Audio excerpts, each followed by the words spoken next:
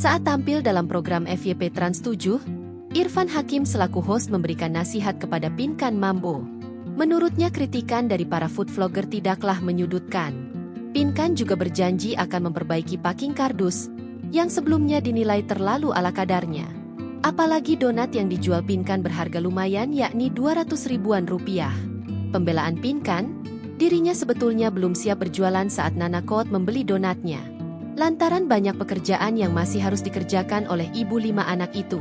Ia mengaku perkara kardus memang tidak dipersiapkan sebaik mungkin. Pinkan mengaku disibukkan dengan berbagai pekerjaan rumah, hingga membuatnya keteteran untuk soal kardus donat. Sehingga ia pilih menyuruh orang lain untuk menyiapkan kardus donat jualannya itu.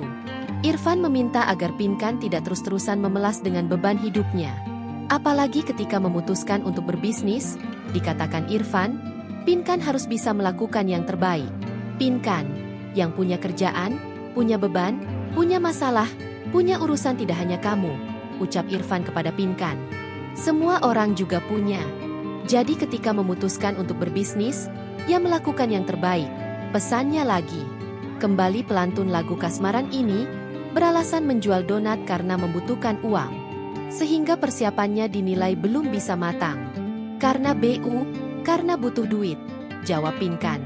Kembali, Irfan meminta agar Pinkan bisa lebih bersyukur. Download Tribun X sekarang, menghadirkan lokal menjadi Indonesia.